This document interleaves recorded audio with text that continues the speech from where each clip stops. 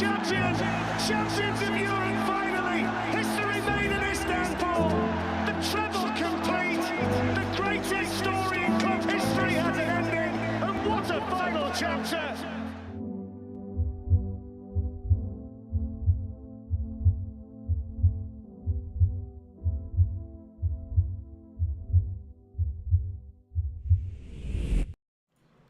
Hello everybody and welcome back to Manchester City being top of the Premier League. This is typical City, of course, but we are top of the league going into the international break.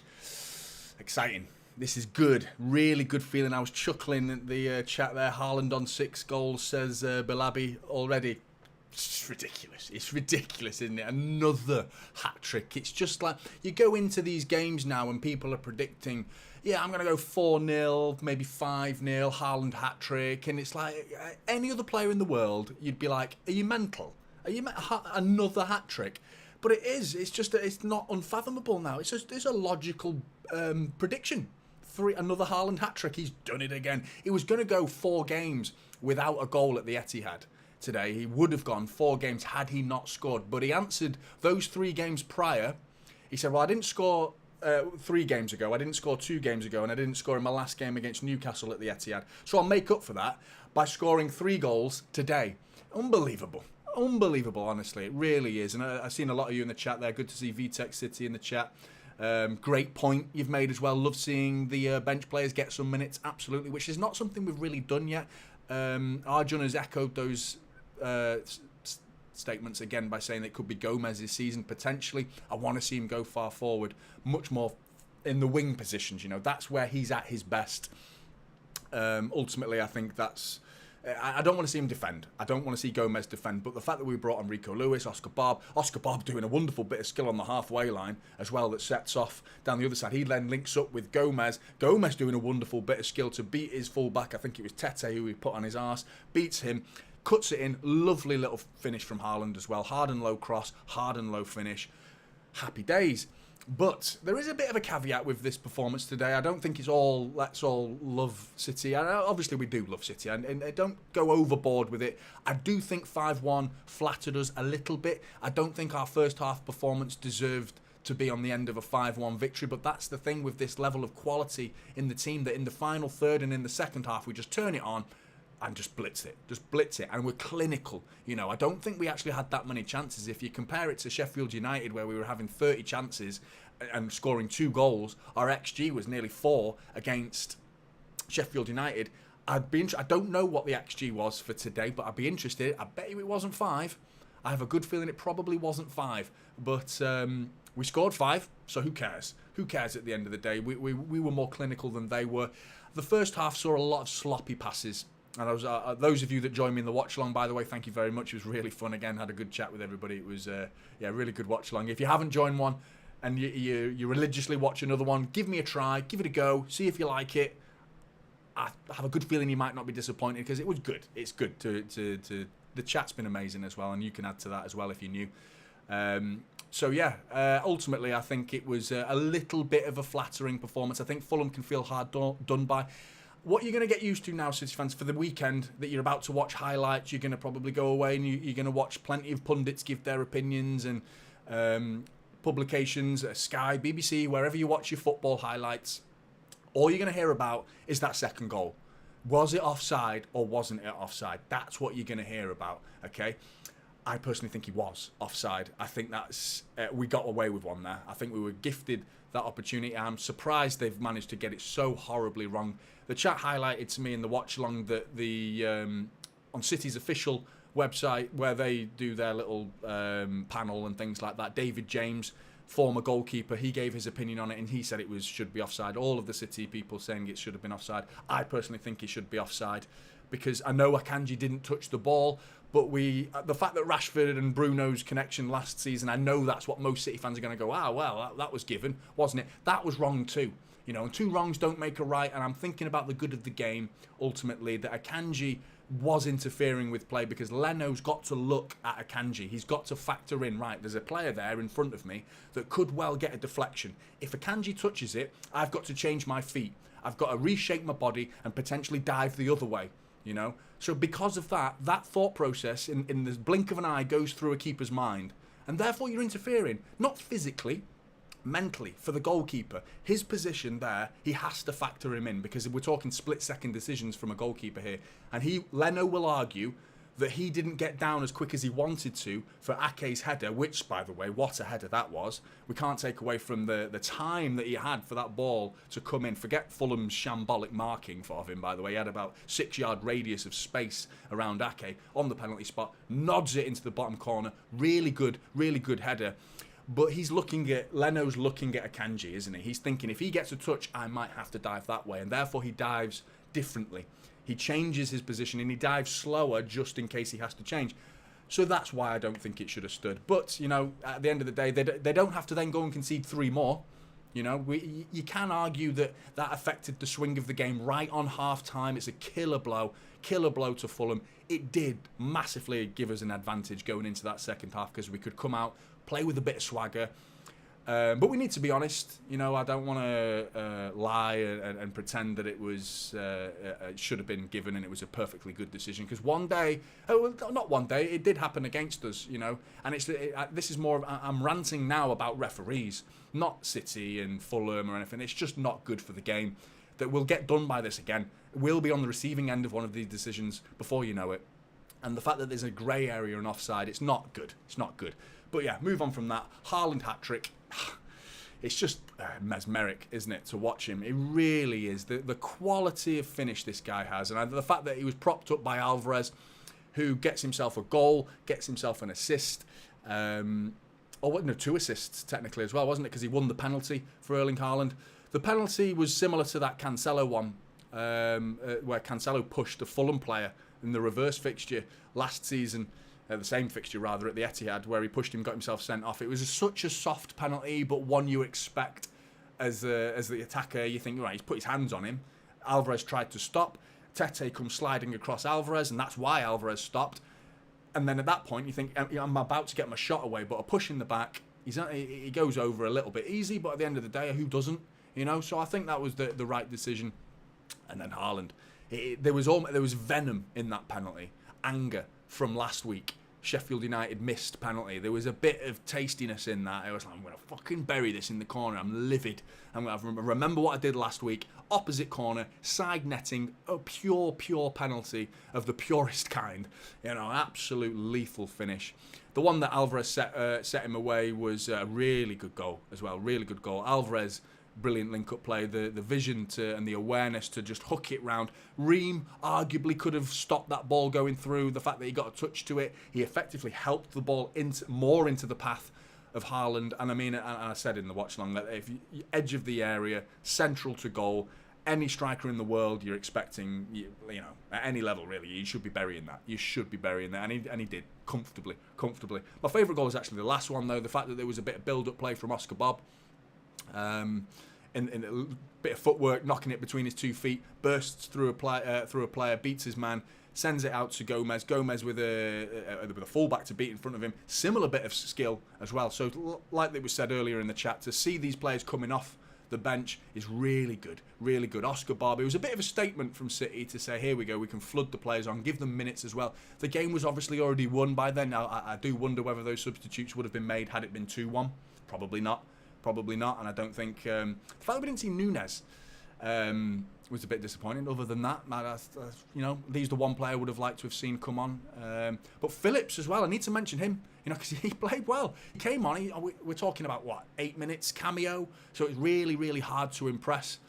But he did everything right. He didn't do a single thing wrong. If anything, he did things quite well. There was a couple of nice lofted ball to Kyle Walker. He burst past Harrison Reed at one point where I left him in his dust.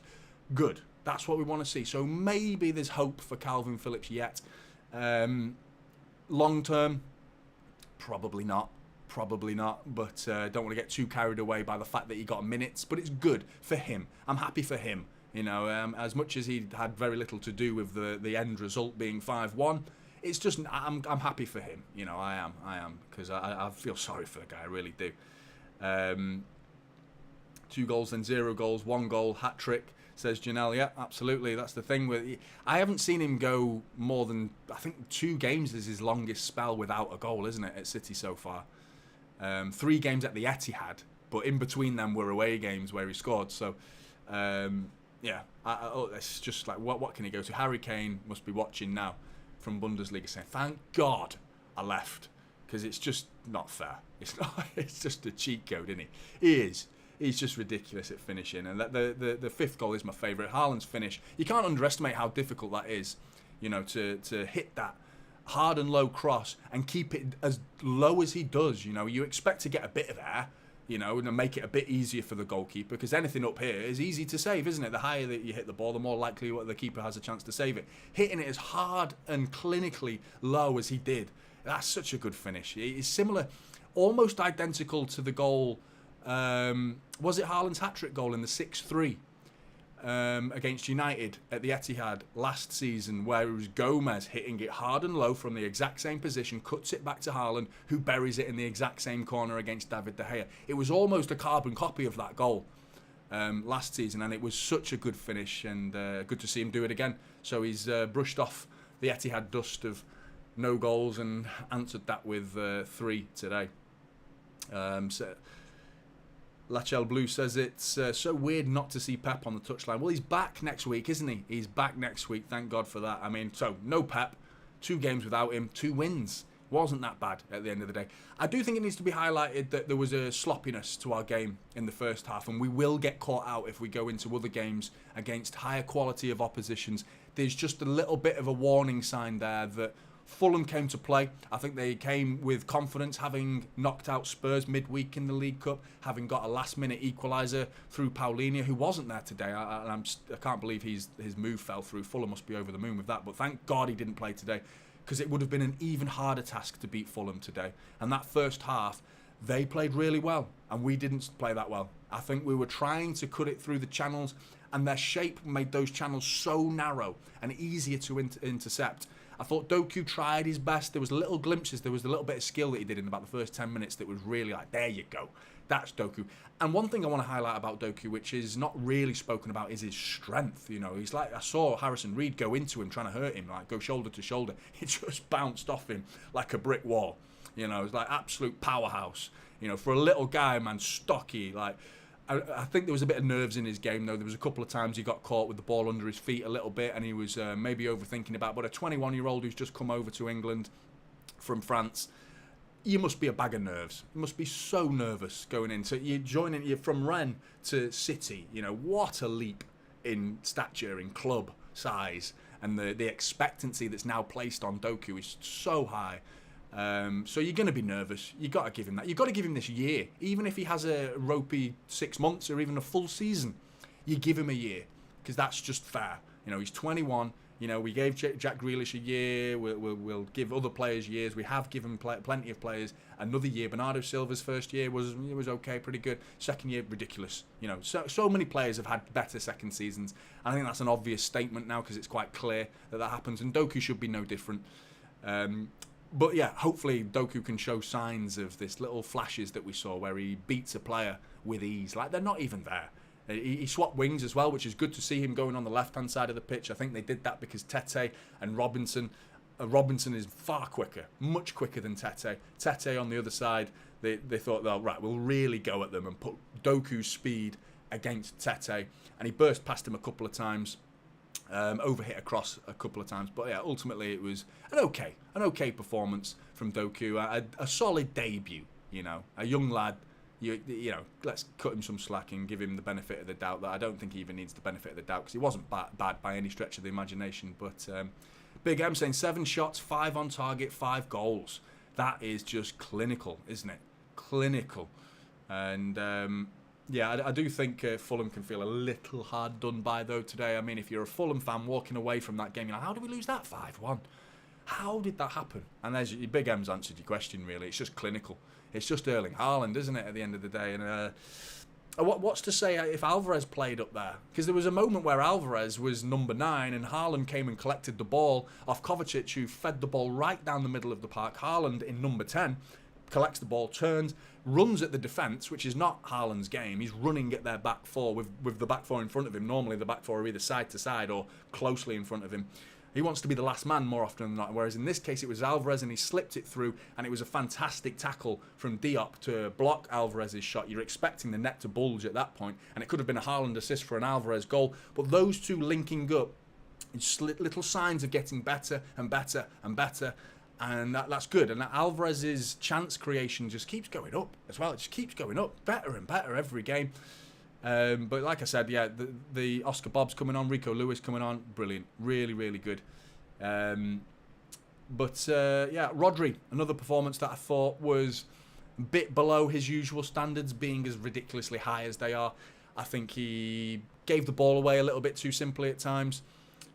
You could tell, I think he would be the first to admit that he was frustrated, because even he was openly frustrated at himself. Even when Haaland scored to make it 3-1, that if you go back and watch it again, I remember the celebration of Haaland. He was like this to all the players, like, because they didn't really have complete control at that point, and Fulham had a spring in their step. And that's the least I could say about Fulham, because I don't think they played badly today, and 5-1 does feel a bit harsh. But Haaland getting the message across to get control of the ball. The move from Juan Lillo to bring Foden from the right wing and bringing him into the middle of the park in the second half is the reason why the game panned out how it did, and how we ended up having a lot more control. I think that's the key point of the game, and the major turning point, other than the offside goal. That's the major turning point. Let's be honest, it was. Outside of that, the second half changed from Foden, who was on the right wing at the end of the first half. He actually started on the left wing from the whole game, but he moved over to the right wing with Doku on the left.